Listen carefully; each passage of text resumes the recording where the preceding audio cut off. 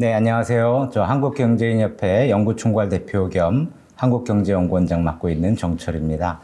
오늘 그 위기의 K산업 신무역질서 대응 전략에 대해서 발표를 하는데요. 이틀 전에 저희 한국경제인협회에서 낸 보도자료가 굉장히 많이 보도가 되었습니다. 우리 그 한국, 그리고 미국, 중국, 일본 이렇게 그 경쟁력, 산업 경쟁력을 비교하는 그런 설문조사를 했었는데요. 우리나라 그 주력 수출 업종, 10대 주력 수출 업종에 한 1000개 정도 되는 그 회사를 대상으로 이제 저희가 설문조사를 진행했고요. 한 200명 정도가 거기에다 응답을 했는데, 우리나라 10대 수출 업종 중에서 5개 정도는 이미 중국에 추월을 당해 있고, 5년 뒤인 2030년이 되면 나머지 5개까지도 추월을 당할 거라고 지금 예측이 되고 있습니다. 그만큼 우리 기업들이 지금 겪고 있는 그런 어려움들이 많이 있다고 보고요. 물론 거기에는 다양한 이유들이 있겠습니다. 뭐 가격 경쟁력도 있을 수 있고, 또 정부의 어떤 지원이라든가 인력 풀이라든가 여러 가지 요인들이 있겠지만, 무엇보다도 지금 세상이 빠르게 바뀌고 있다. 그런 점에서 오늘 제 발표에서는 그런 내용들을 중심으로 해서 말씀을 좀 드리고자 합니다. 우선 세계 경제 질서가 재편되고 있고요. 최근에 한미 통상협상이 타결이 되었습니다. 그래서 지금 세계 경제는 과거와 다르게, 과거에는 정말 개방을 위주로 하고 또 WTO 중심의 어떤 다자무역 체제에서 규범과 어떤 질서를 중심으로 해서 이루어졌다면, 이제는 그 힘에 의한 그러한 경제 질서, 그 다음에 거래, 이런 것들이 굉장히 중요한 그러한 요인으로 작용을 하고 있습니다. 그래서 실제로 WTO 기반의 다자무역 시스템은 사실상 정지된 상태라고 보실 수 있고요. 이제 트럼프 대통령이 두 번째 당선이 되면서 트럼프 2기의 정책들이 나오고 있는데, 1기 때하고는 또 많이 다른 그런 정책이 되고 있고, 1기 때 했던 그 경험을 바탕으로 해서 훨씬 더 어떤 면에서는 정교하고 아주 굉장히 많은 그것들을 고려하면서 미국에 훨씬 유리한 구도로 이 협상을 끌고 가고 있다.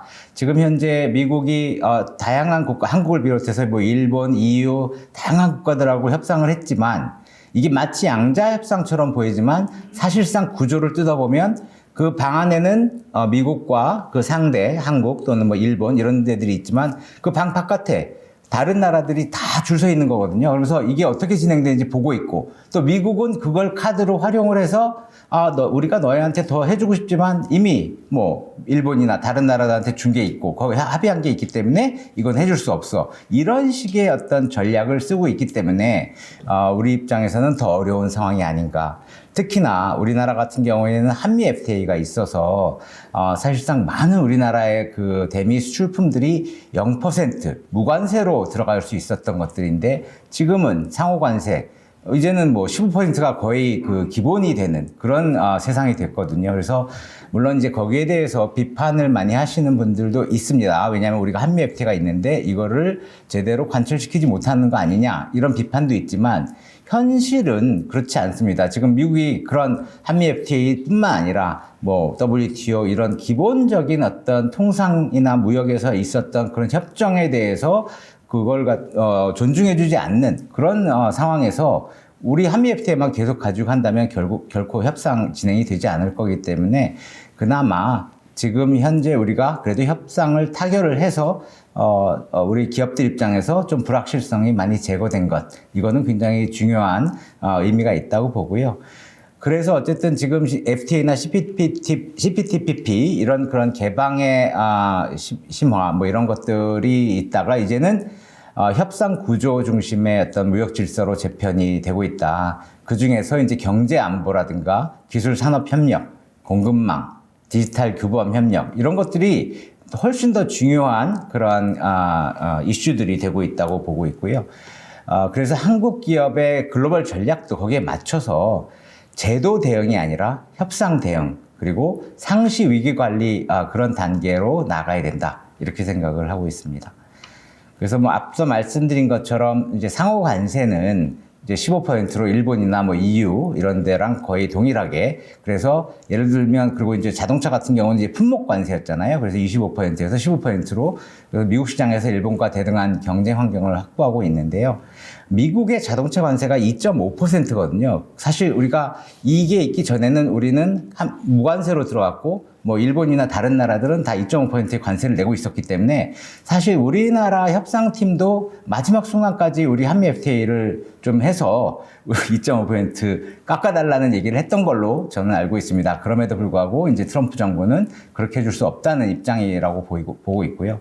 뭐 반도체 같은 경우에도 이제 대만에 비해서 불리하지 않은 수준 적용을 하겠다고 하지만 아직 미국과 대만 간의 그 협상이 끝나지 않은 상태여서 약간의 불확실성이 남아있는 부분은 있다. 그리고 이제 잘 아시는 것처럼 철강, 알루미늄 이런 또는 이제 철강과 알루미늄이 들어가 있는 그런 상품들에 대해서 여전히 그 50% 높은 관세가 유지되고 있는 점, 이런 것들이 좀 불확실성으로 남아있는 것들이고요. 그 밖에 뭐 의약품 목재는 이제 최애국 대우를 받았고, 그 다음에 항공기 부품을 포함해서 미국에서 생산되지 않는 천연자원 같은 것들은 무관세, 그 다음에 이제 쌀이나 쇠고기 같은 그런 농업 분야의 추가 개방은 없는 걸로 저희가 지금 알고 있습니다. 그래서 이제 에이펙 기간 중에 한미 간에 발표한 산업협력에 대해서 보면 기본적으로 통상, 투자, 안보 이것들을 잘 융합한 그런 경제안보 동맹을 지향하는 걸로 알 수 있습니다. 그래서 뭐 구체적인 내용들은 여기 자료를 보시면 아시겠지만 기본적으로 우리나라가 수출과 투자를 확대하는 그런 방향으로 가고, 또 에너지 그리고 원전에서 협력을 강화하고, 기술과 디지털이 굉장히 중요한 시대가 됐는데 이렇게 AI라든가 6G라든가 그 양자 컴퓨팅 그리고 생명공학 이런 분야에서 협력을 좀 더 강화하기로 했고요. 잘 아시는 것처럼 우리나라의 이제 조선 제조업 역량이 강하기 때문에 이제 미국의 조선업의 그러니까 부흥을 위한 그런 협력도 강화하고 해양에서의 협력도 강화하기로 했습니다. 그 다음에 이제 또 하나, 사실은 예전에 무역통상에서의 협상에는 이런 것들이 잘 안 들어가 있었는데 이번에는 그 대미 투자가 굉장히 중요한 그 요인 중에 하나였고요. 그래서 이제 대미 투자 총액은 3,500억 달러고 그 중에 2,000억 달러를 현금으로 투자한다. 그 다음에 이제 1,500억 달러는 조선업 협력에 투입한다. 이렇게 돼 있고요. 다만 이제 이 2,000억 달러라는 게 현금으로 투자하는 건 우리나라 그 외환 시장에 미치는 영향 이런 것들이 크기 때문에 연간 투자 상한을 200억 달러로 설정한 거는 굉장히 우리 그 협상팀에서 잘한 그런 협상이 아닌가 생각을 하고요. 그 다음에 이제 조선업 협력, 우리가 이제 마스가라고 해가지고 하는, 이거는 한국 기업 주도로 하되 그 투자라든가 보증, 투자 외에 보증이라든가 이런 것들도 포함하는 그런 구조로 지금 하기로 했고요. 2,000억 달러 현금으로 투자하는 것 중에도 우리가 조선업 투자에 유용할 수 있는 가능성을 열어두었다. 이렇게 볼 수 있습니다. 그 다음에 이제 투자이익 배분 구조는 미국이 다른 나라들과 하고 했던 거랑 유사한 상황입니다. 일본도 비슷하고요. 그래서 원리금을 상환하기 전까지는 한미 간에 5대5로 나누고, 이제 이 원리금이 상환이 됐으면 그 추가이익에 대해서는 이제 미국이 9, 우리가 1인데 좀 우리가 이해하기 어려운 구조긴 하지만 그게 현실인 상황이라서 그렇게 이해를 하시면 될 것 같고, 만약에 이게 20년 내에 원리금이 상환되지 않을 경우에 수익 배분 비율을 조정할 수 있는 가능성도 열어두었다는 점에서 우리가 좀 잘한, 다른 나라들에 비해서 좀 잘한 협상이라고 볼 수 있는 거고요. 그다음에 미국이 막 일방적으로 투자처를 선정하거나 이러는 거는 못하게 해서 우리가 상업적 합리성을 추구한다. 이걸 명시했다는 점도 특이한 상황이고 우리한테 조금 유리할 수 있는 그런 부분이다. 또 하나는 이제 엄브렐라 SPC, 그 특수 목적 법인을 세워서 그걸 통해서 여러 가지 개별 프로젝트의 손익 같은 것들을 하나의 그 펀드 바스켓 안에서 관리할 수 있도록 그렇게 설계를 했다. 이게 이제 특징이라고 보시면 될 것 같습니다. 그다음에 이제 한미 간의 이 산업협력 패키지는 사실 트럼프 정부 들어서면서부터 계속해서 나온 얘기거든요. 왜냐하면 한국이 갖고 있는 그 제조업에서의 강점을 미국이 갖고 있는 또 여러 가지 그 뭐 설계라든가 이런 부분, 소프트웨어라든가 이런 쪽에서의 그 강점과 같이 연결시켜서 두 나라가 서로 윈윈 할 수 있는 구조로 가자는 측면에서 이제 산업협력 패키지가 있는 거고요. 이 패키지의 특징이라고 하면 그 협정보다는 이제 거래에 가까운 형태고, 사실상 법적 구속력보다는 그 이제 미국 시장에 대한 접근이라든가 미국 내에서 어떤 일자리 창출, 또 미국의 어떤 제조 기반 확충, 이런 것들 중심으로 이루어졌다. 거기에 비하면 일본 같은 경우에 그 미국과 일본의 어떤 그 프레임워크 협정이 있는데, 기본적으로는 기술 동맹을 통해서 공급망, 표준 이런 것들에서의 어떤 주도권, 그런 걸 확보하고 거기에서 이제 그 동맹을 좀 더 제도화하는 그런 방식으로 되어 있거든요. 그래서 우리나라 같은 경우에도 일단은 미국 시장 접근을 위해서 일단 이렇게 현장형 투자 생산 기반을 확충하는 걸 해놨는데, 앞으로 그 이런 걸 좀 더 업그레이드하고 제도화하는 그런 작업도 필요하지 않나 이렇게 생각을 합니다. 그래서 이거는 참고적으로 이제 한미 산업협력 패키지하고 미일 간의 그 공급망 협력 프레임워크, 요걸 비교해 놨는데요.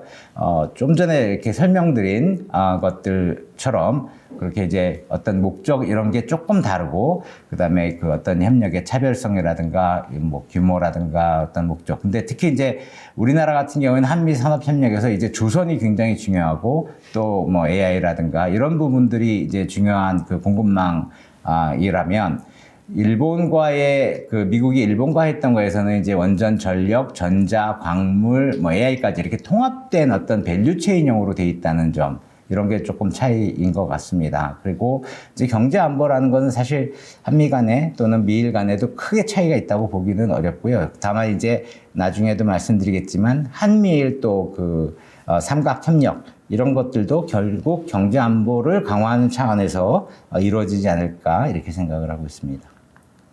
또 하나는 이제 한미 산업협력과 미일 공급망 협력이 이제 산업별 구성이 어떻게 되어 있는지를 비교하는 표인데요.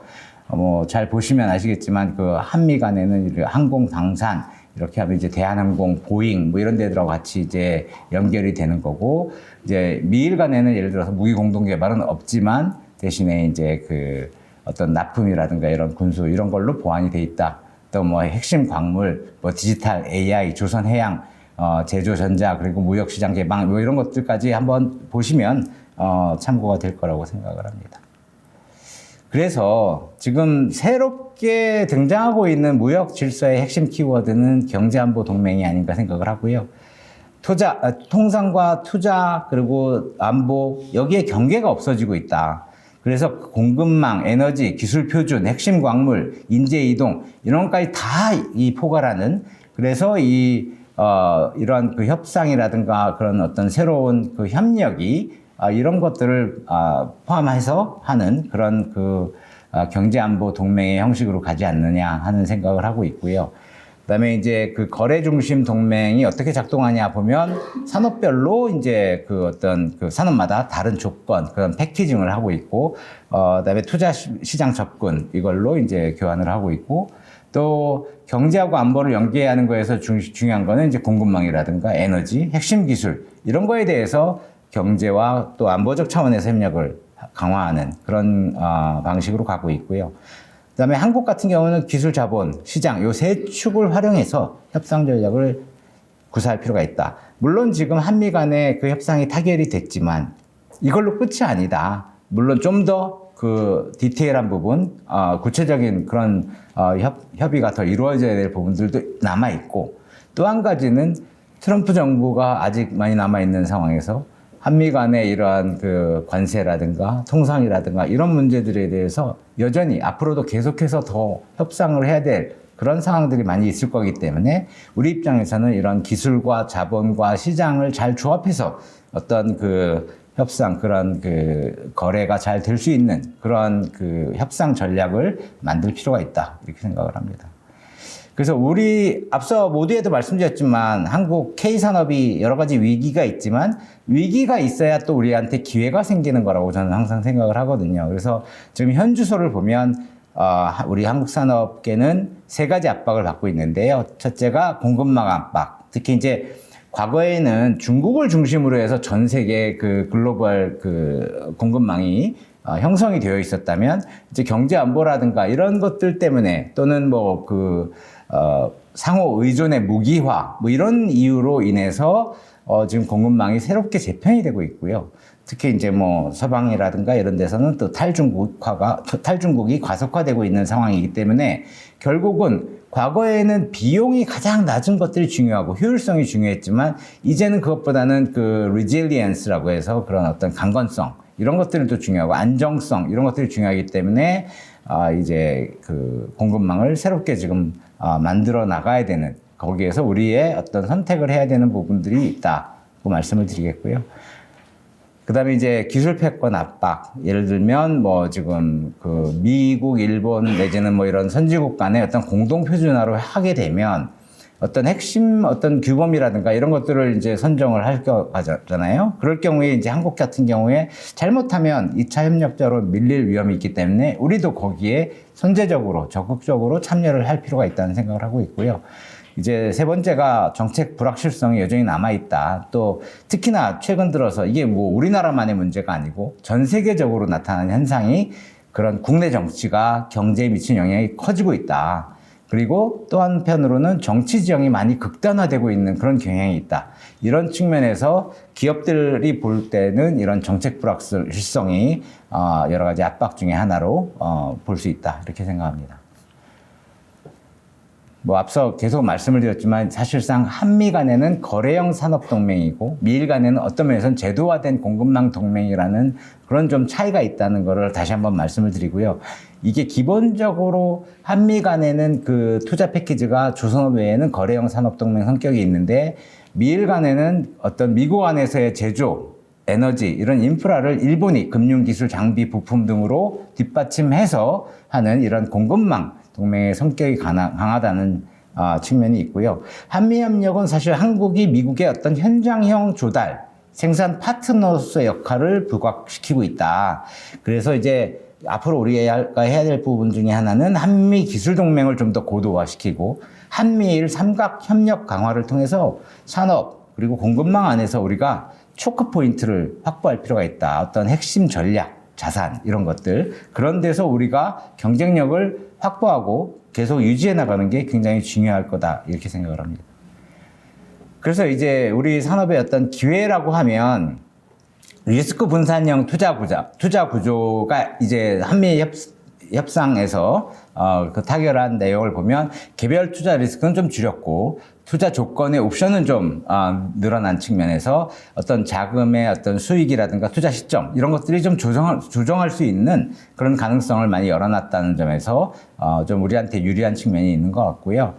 이렇게 한미 산업 협력을 한미일 협력으로 확장하는 부분은 좀 필요하지 않나 이렇게 생각을 합니다. 그래서 특히 이제 미국 같은 경우는 설계, 표준, 일본의 소부장 그리고 한국은 제조, 실증, 그리고 양산 이런 것들을 잘 결합을 시키면 공급망이라든가 표준, 그리고 기술 거버넌스를 같이 설계할 수 있는 그런 구조가 돼서 우리가 적극적인 어떤 참여자로서 역할을 할 수 있다.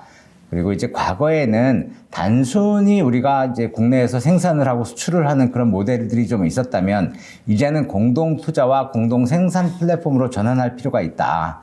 그래서 Made in Korea에서 이제는 Partnered with Korea로 진화를 할 필요가 있다고 생각을 합니다.